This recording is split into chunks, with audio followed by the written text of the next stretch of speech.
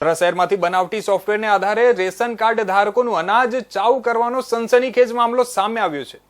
જિલ્લા પુરવઠા વિભાગે સંચાલનને 2.84 કરોડ રૂપિયાનો દંડ ફટકાર્યો। મૃતકના નામે પણ સરકારી અનાજનો જથ્થો ઉપાડી લઈ સગે વગે કરવામાં આવ્યો હોવાની હકીકત બહાર આવી હતી।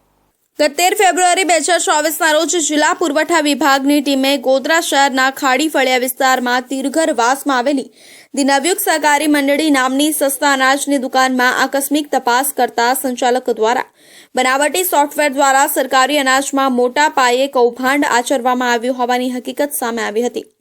સંચાલક દ્વારા NFSA યોજના અંતર્ગત વિતરણ કરવામાં આવતા અનાજના જથ્થાની માહિતી રાખતા સરકારી સોફ્ટવેર જેવું જ અન્ય સોફ્ટવેર તૈયાર કરવામાં આવ્યું હતું અને બનાવટી સોફ્ટવેરના આધારે રેશન કાર્ડ ધારકોના બાયોમેટ્રિક અને અન્ય વિગતો સંગ્રહ કરવામાં આવ્યું। 72 જેટલા રાશન કાર્ડ ધારકોના ફિંગરપ્રિન્ટ મોબાઈલ તેમજ કોમ્પ્યુટર સોફ્ટવેર સેવ રાખી સતત 13 વર્ષ સુધી લાભાર્થીના નામે અનાજ ઉપાડી લેવાયું હતું। પુરવઠા વિભાગ દ્વારા તપાસમાં ચોંકાવનારી હકીકત સામે આવી હતી કે 4 મૃતક રેશન કાર્ડ ધારકોના ફિંગરપ્રિન્ટ સેવ રાખી તેમનું પણ અનાજ ઉપાડ્યું હોવાની હકીકત સામે આવી હતી। કુલ ₹42,898નો અનાજનો જથ્થો સગેવગે કરાયો હોવાનું તપાસમાં બહાર આવ્યું છે। સમગ્ર કૌભાંડને લઈને સસ્તા અનાજની દુકાનના સંચાલક યુનુસ ભટુક સહિત 4 ઇસમો સામે ગોધરા શહેર B ડિવિઝન પોલીસ મથકે ગુનો નોંધાયો હતો। પંચમહાલ જિલ્લાના ગોધરા સિટીની અંદર સરકારી વ્યાજબી ભાવની દુકાન જે નવયુગ ગ્રાહક ભંડાર સંચાલિત શોપ મેનેજર શ્રી યુનુસ ભટુકને ત્યાં અમારી જિલ્લા પુરવઠાની ટીમ દ્વારા 2/8/2024ના રોજ દરોડા પાડવામાં આવેલ હતા। આ દરોડા દરમિયાન શંકાસ્પદ હાલતની અંદર અંગૂઠાઓની ઇમેજો લેપટોપની અંદરથી મળી આવેલ હતી તેમજ જુદી જુદી એપ્લિકેશનો પણ મળી આવેલ હતી।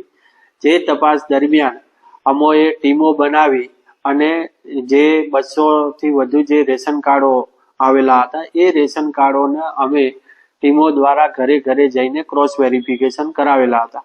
આ ક્રોસ વેરિફિકેશન દરમિયાન હકીકત એ સામે આવેલી હતી કે 72 રેશન કાર્ડ ધારકો એવા હતા કે એ રેશન કાર્ડ છે એ અસ્તિત્વ જ ધરાવતા ન હતા।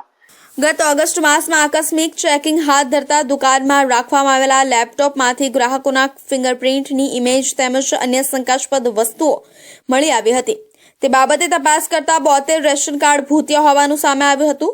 આ 72 ભૂતિયા રેશન કાર્ડ વર્ષ 2011થી બનાવવામાં આવ્યા હતા અને 2011થી જ સરકારી અનાજ ભૂતિયા રેશન કાર્ડના નામે દુકાનદાર દ્વારા મેળવવામાં આવતું હતું।